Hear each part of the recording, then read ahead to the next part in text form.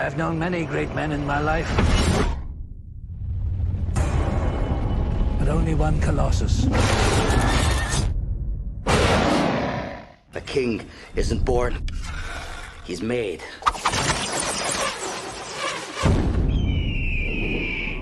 What would you do if you ever reached the end of the world?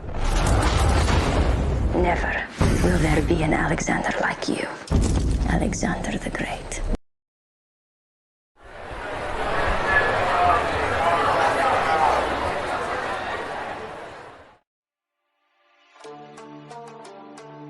Alexander the Great never lost a battle. The two great battles with the Persians were far from Alexander the Great's military victories. As he moved across Asia Minor, he captured cities and engaged in minor battles with a variety of nations. Even after conquering Persia, he was far from finished and continued his advance into India. Altogether, Alexander campaigned almost constantly for 15 years, and in all that time, he never lost a battle. Perhaps the closest he came to defeat was at the Battle of the Persian Gate. Although he only ruled for 13 years, during his leadership he was able to establish an empire that was wider than any previous kingdom. By the time he died, Alexander's territory was 50 times larger than it had been inherited from him and covered 3 continents: Europe, Africa, and Asia.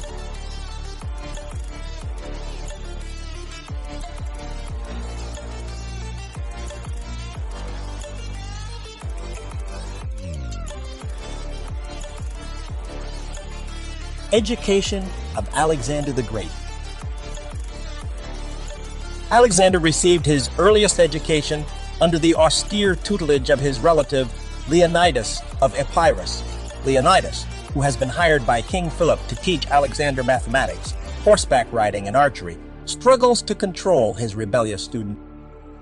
Alexander's next teacher was Lysimachus, who used role play to get the agitated boy's attention. Alexander was very happy to disguise himself as Achilles' warrior. In 343 BC, King Philip II hired the philosopher Aristotle to teach Alexander at the Temple of the Nymphs in Mesa.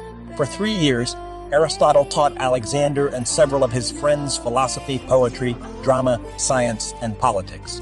Seeing that Homer's Iliad inspired Alexander to dream of becoming a heroic warrior, Aristotle created an abridged version of the tome for Alexander to take with him on military campaigns.